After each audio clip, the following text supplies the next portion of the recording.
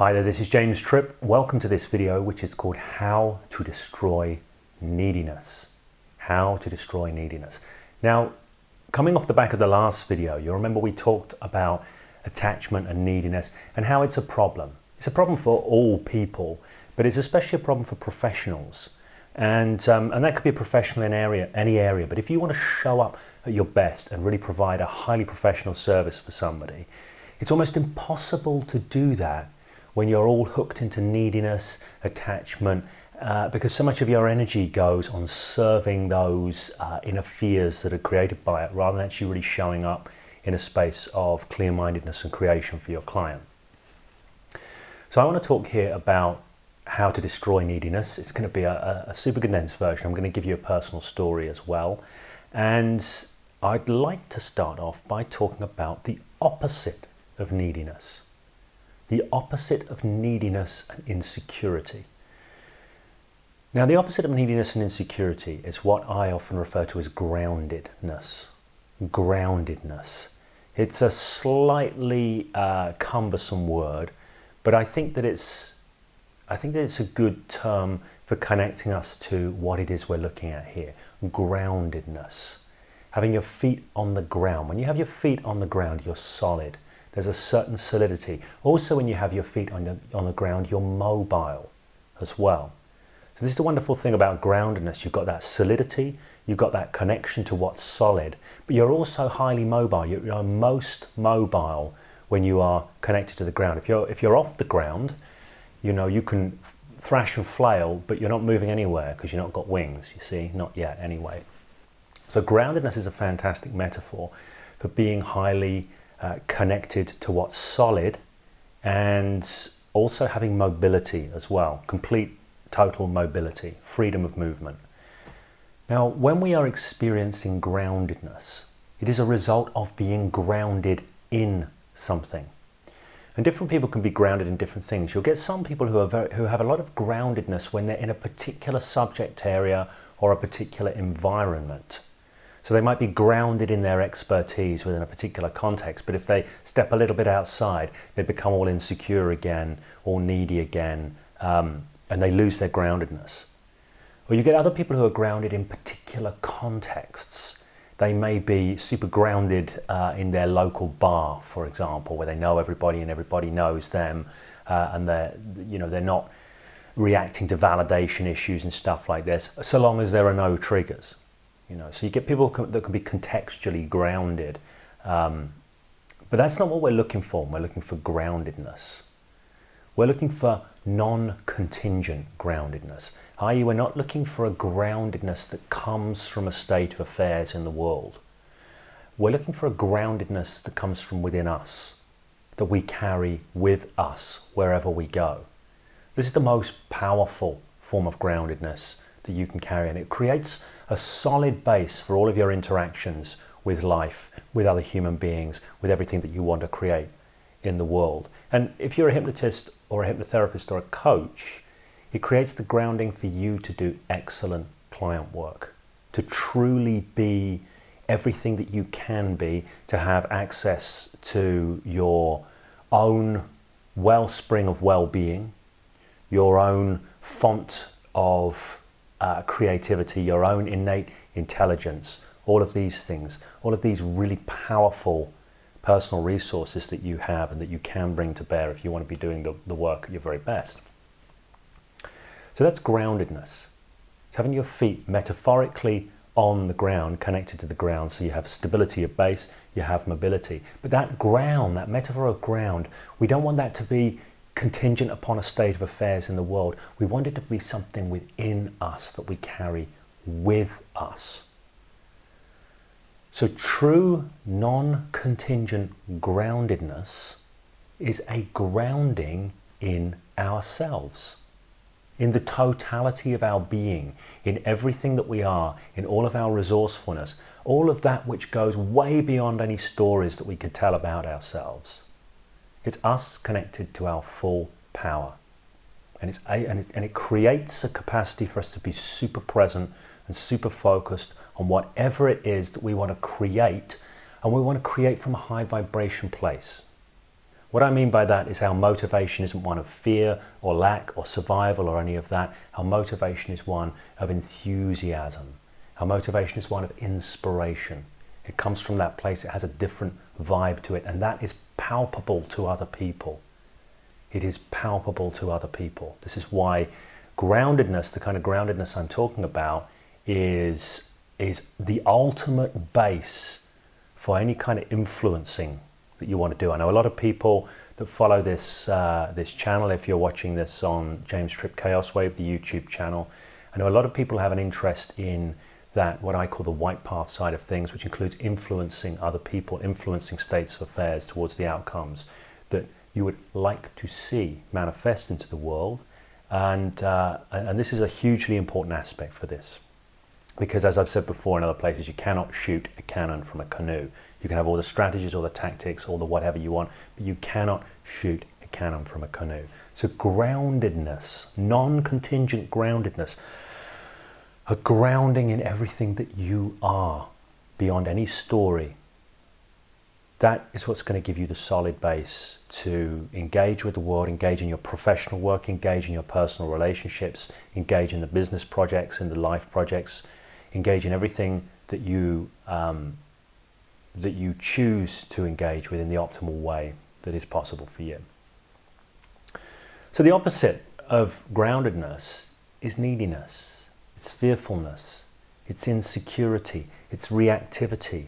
It's operating by an organization of reality where the power is out there. So states of affairs have to be a certain way in order for you to be okay. People have to think certain things about you in order to be for you to be okay. Or, you know, if they think other things, it's absolutely terrible, it's absolutely awful.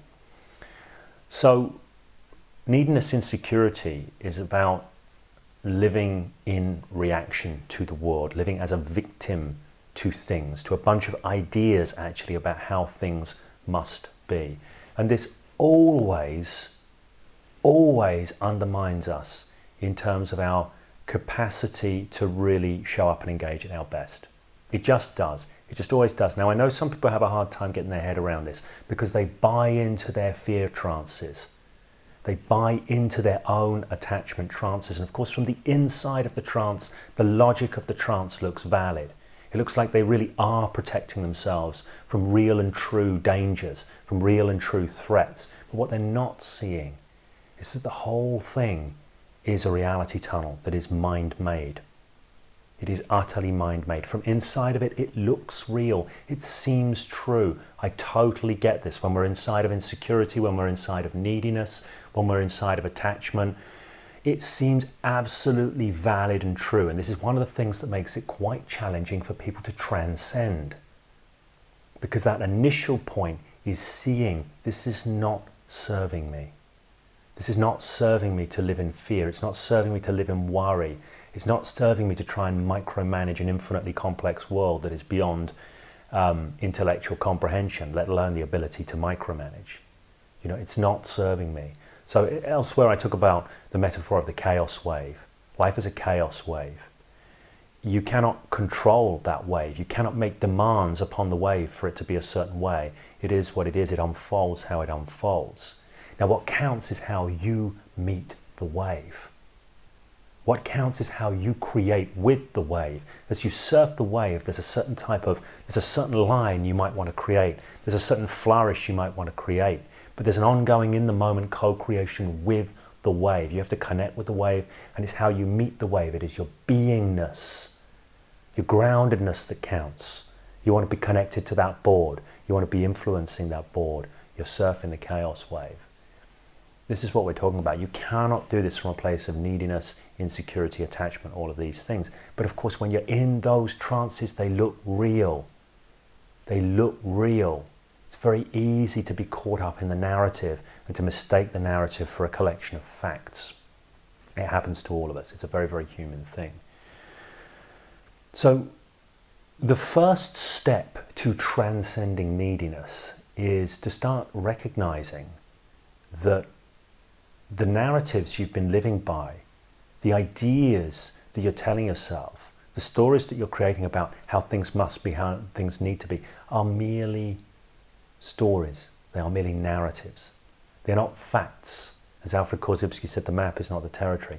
Really seeing this is a huge thing, because then you have the flexibility to step back from them, to start having them rather than being had by them, which puts you in a stronger position to develop some flexibility in relation to your own trances.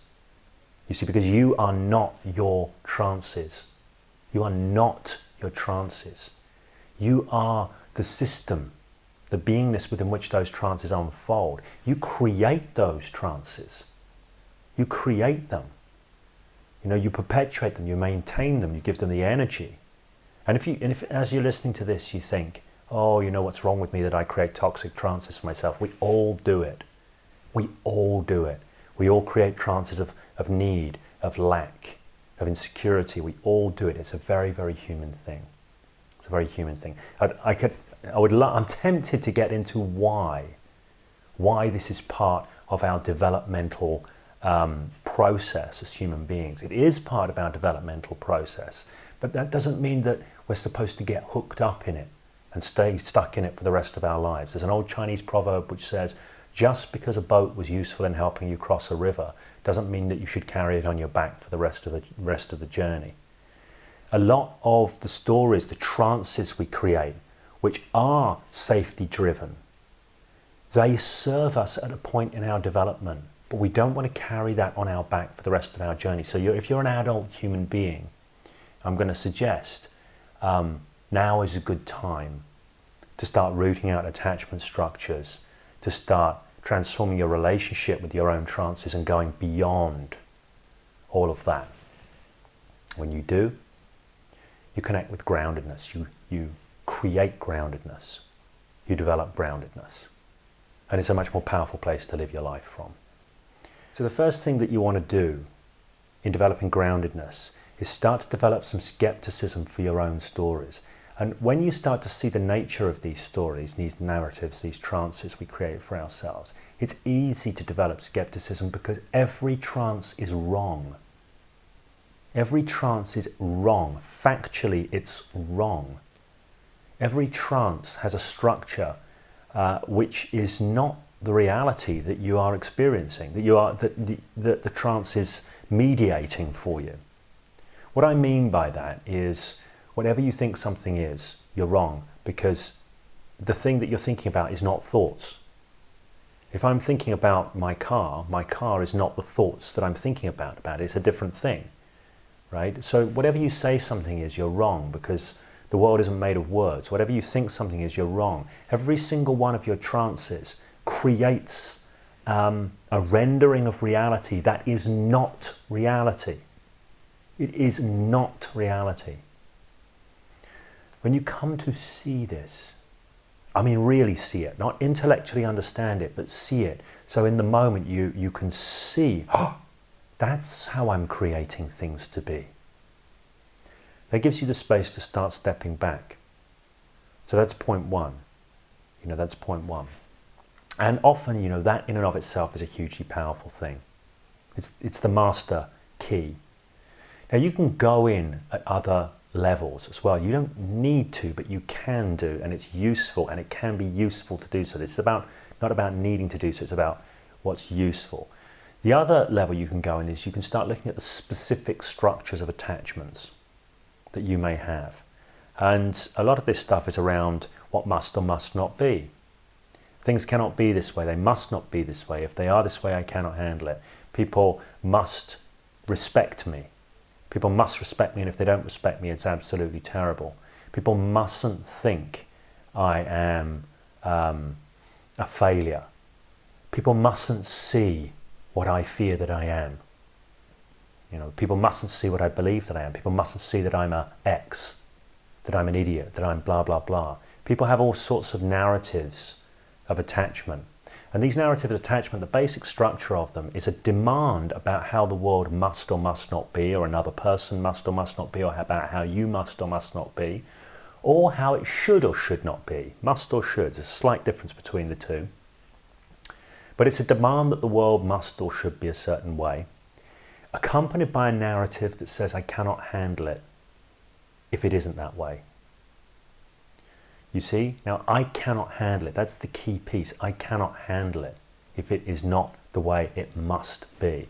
This is what creates what's called an argument with reality, which means you can only be grounded when everything is as your rules set says it must be. If things are not like that, you cannot be grounded. That is not a strong way to live life. The strong way to live life is to accept that things will be the way they are. Accept that you may have preferences, but that does not create rules that say things must be that way. They are merely your preferences. So we down-regulate the musts to preferences. And then we shift on another level in that our narrative that accompanies them that says, I cannot handle it if, becomes, I'll handle it if. You know, I can. Because my well-being, when you shift to that place where you understand your well-being doesn't really come from the world out there anyway. It doesn't really come from what people think about you anyway. It comes from inside of yourself and how you show up and engage. People will think what they think. The real key is how you meet that. Not how you react all out of control to it because you think it has power over you. But when people judge, and people will judge, how you meet their judgment is where the difference between having power and abdicating power lies. When you lay judgments on yourself, okay, I would recommend abstaining from the judgment. But if you're not abstaining from the judgment, meet the judgment. Diminish its power. You see, this is the path to groundedness. So there's a two-pronged approach here. On the one level, there is the recognition that we create trances. We create narratives and we experience the world through them. And none of them are as they appear to be. It is how we've made it up to be. Seeing that, being able to see that when it is happening in your life in real time, boom, that unhooks you from it. It disembeds you from the trance. It wakes you up from the trance and it wakes you up to the trance. That's maneuver number one. Maneuver number two is to look at the structure of the trance. Get a sense for the structure.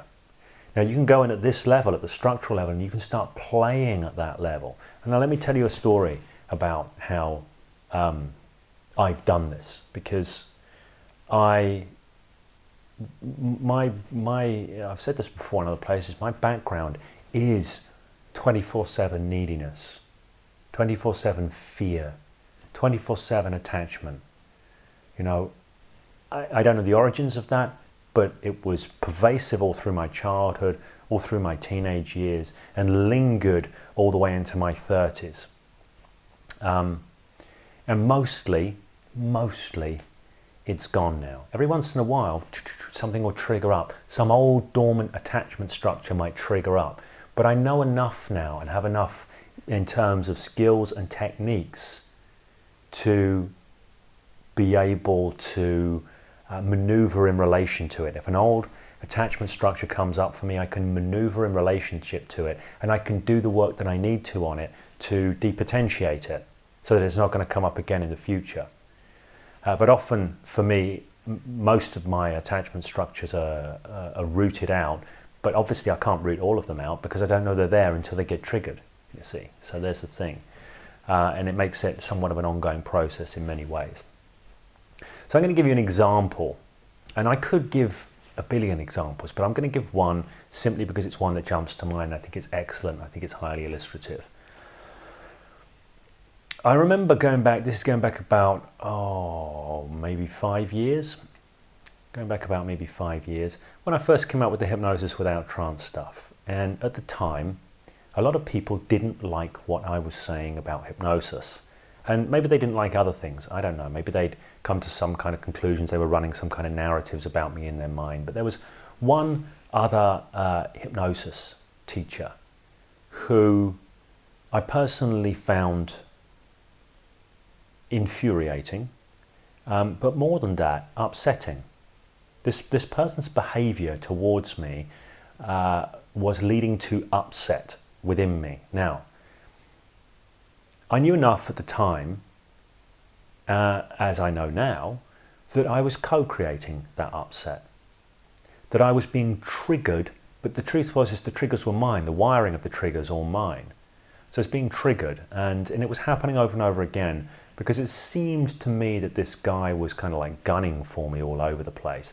And it also was deeply frustrating that this person didn't seem to want to engage in a reasonable conversation about points of view or perspectives, wanted to get personal all the time and this kind of thing. So I found myself being very reactive to that. Literally there would be exchanges on forums and I would lurch inside at things that were being said, and I wouldn't be able to think straight afterwards. I'd be all caught up in my head, cranking over all this stuff. You know, I wouldn't be able to be present with my family because this was going over in my head. This didn't have to go on for very long before I recognized that this was not good. It was not good. I asked myself one of my favorite questions. Is this serving me? Is my response set serving me? Is the experience that I am unconsciously creating in response to these triggers, is it serving me? Is this a pattern that I wish to persist? And the answer is no. No, it wasn't serving me.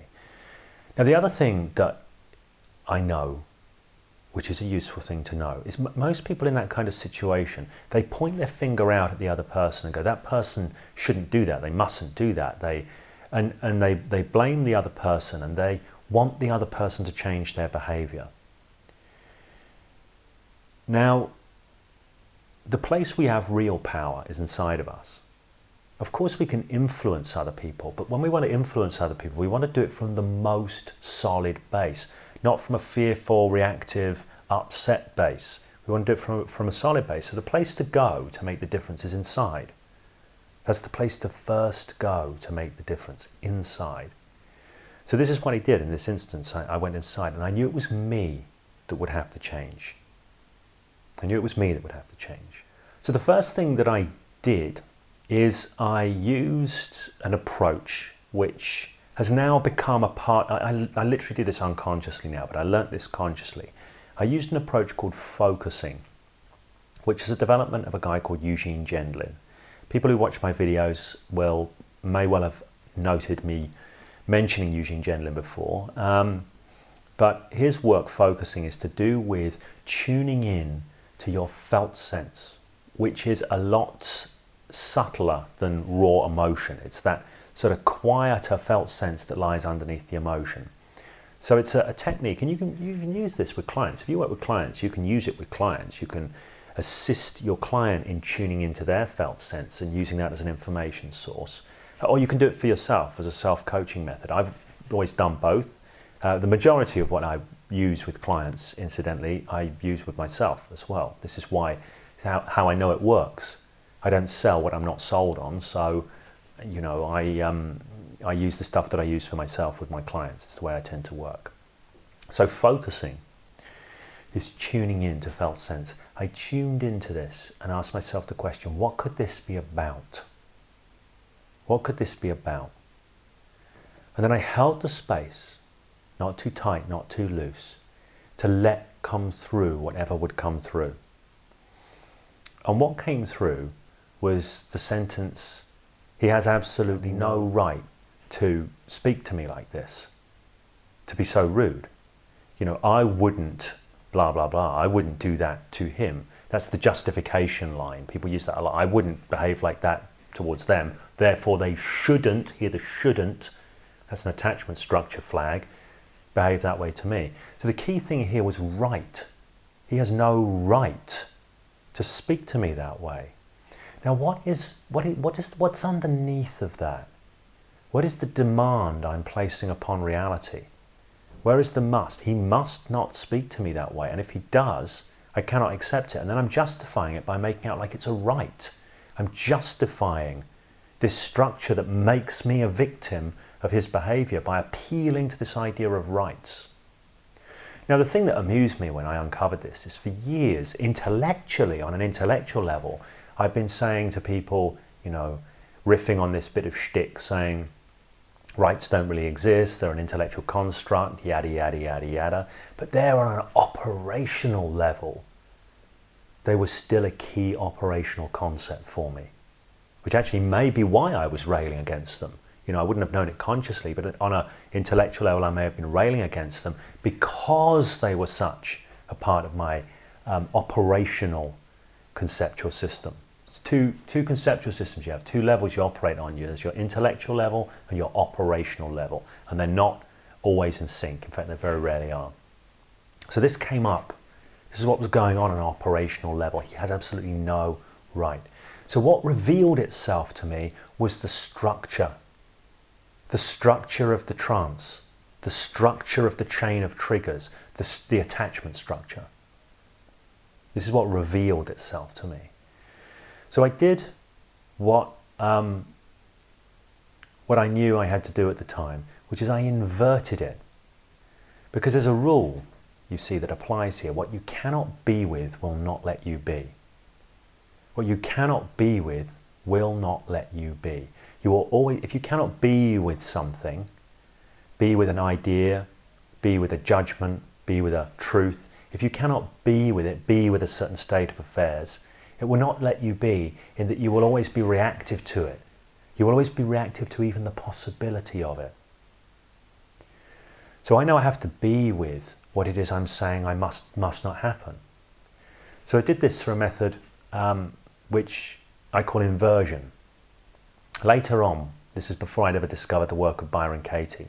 Byron Katie has these turnarounds at the end of her work, and they're doing the same thing. This is slightly different, the structure I'm giving here, but it's basically got the same essence. Because the rule was, he has absolutely no right to treat me this way, or speak to me this way, indignation trance created, upset trance created. I inverted it. He has absolutely every right to speak to me this way. He has absolutely every right to speak to me this way. And I have no right to demand otherwise.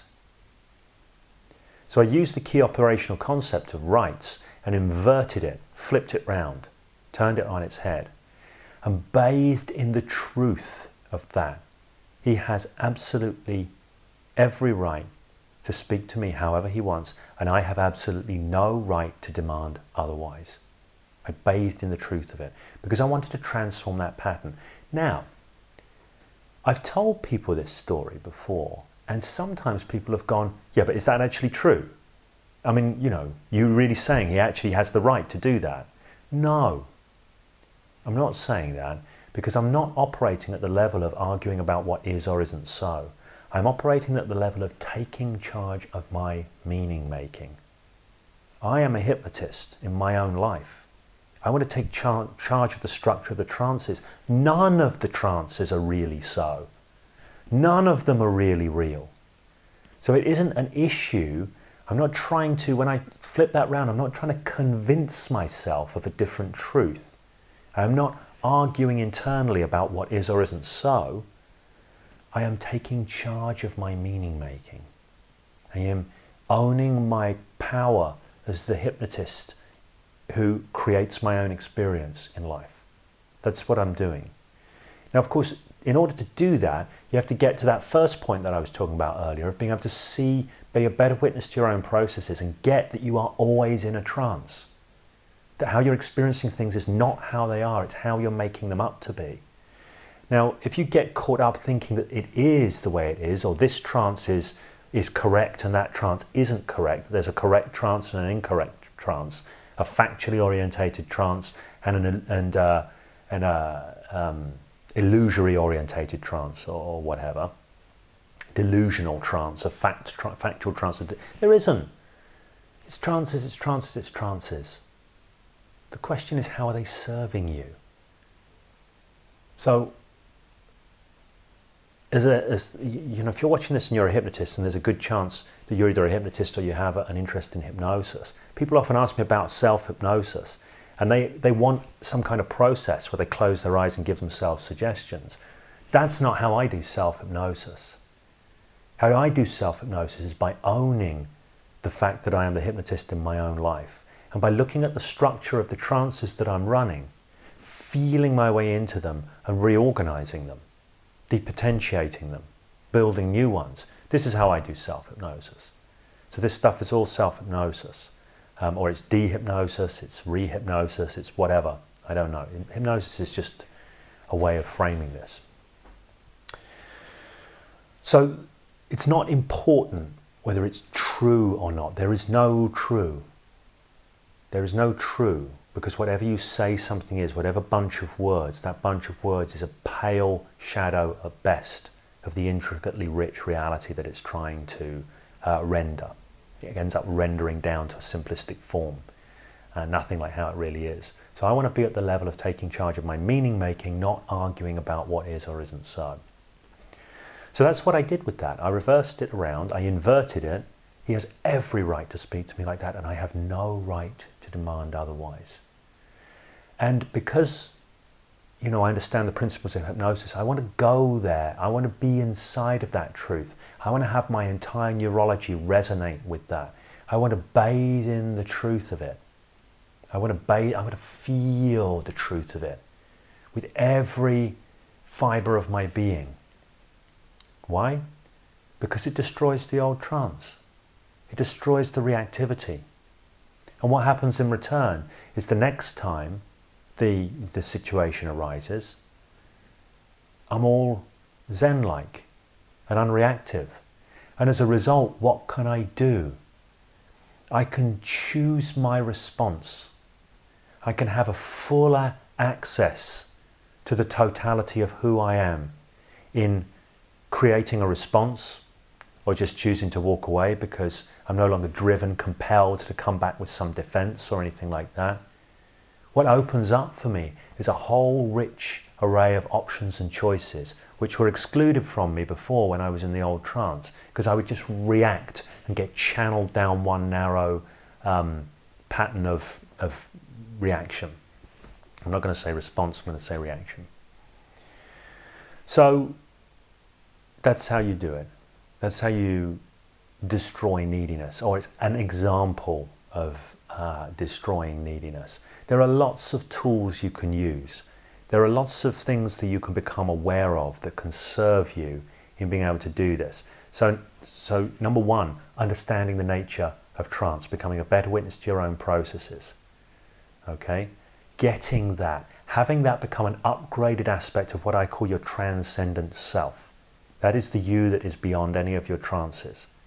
The you that is beyond any of your trances really benefits deeply from connecting to itself as the creator of the trances. Okay, because then you are the master of them rather than being mastered by them. So that's point number one. Better witness to your own processes, seeing how you participate in the creation of your experience, and seeing when you are participating, when it is happening, when it is relevant. Not understanding it intellectually, but getting it operationally. Number two, being able to use the information systems of your body in useful ways. To, number one, alert you to the fact that you're in a trance that's not useful. Number two, tune into the structure of that trance, if you want to get into the structure and work with it. Number three is using tools to disrupt the old attachment structures. I've given you one tool there, the inversion. There are other tools as well, which I'll be sharing in other places. So my desire, my hope for this video is this is making sense to you, and you are actually starting to tune into the value of transcending attachment structures, of being able to wake up from toxic trances that have been undermining you, taking you away from being you at your best, separating you from your groundedness. I'm hoping you're going to start seeing the value of this, because I know the big stumbling block for people is when they're inside of a trance, it looks true, and their automatic position is to start arguing for the very limitations the trance creates. You know, they're arguing for their limitations, they argue for the trance structure, because it looks true from the inside out. We can always argue for any truth. We can always argue for it. Any reality that we create, any perception of the world, we can justify. We can justify solidly. It doesn't make it true. So what I'm hoping here is that this is tuning you in to the value of being able to disembed from your trances, be in a meta position to them, be above and beyond them, and start evaluating them in terms of how they're serving you in your engagements with life and the results that you're creating, and how they are serving you or undermining you, because they're going to be serving you or they're going to be undermining you, in terms of you being able to be you at your best in any given situation, coming from that place of groundedness. If you want to learn more about this and go more deeply into this, please do check out the information on the online training program, Beyond the Subtle Fears. I've been tipping off some of the tools, the techniques, some of the understandings that we're going to be going far more deeply into, unpacking on a much deeper level, so that you can become fully equipped to self-coach, to evolve yourself beyond having to be a victim of your own attachment trances, and to evolve yourself into a deeper ground of being. So if that's something that's appealing to you and you think, yeah, you know, I could do with some of that, please do check out the information on Beyond the Subtle Fears, Transcending Attachment for hypnotists, hypnotherapists and coaches. And if you like what you see, it feels right for you, jump on the program. So if you have any questions about this, please do make use of a nearby comment section. That may be on the blog if you're watching it there. It may be on the Chaos Wave channel on YouTube. So please do make use of the comment section for questions. If you like the video, please do like it. Please do share it with your friends if you think it's going to be a benefit to them. And please do subscribe to the channel. If you're on YouTube, subscribe to the channel. If you're not, please go to YouTube and subscribe to the channel.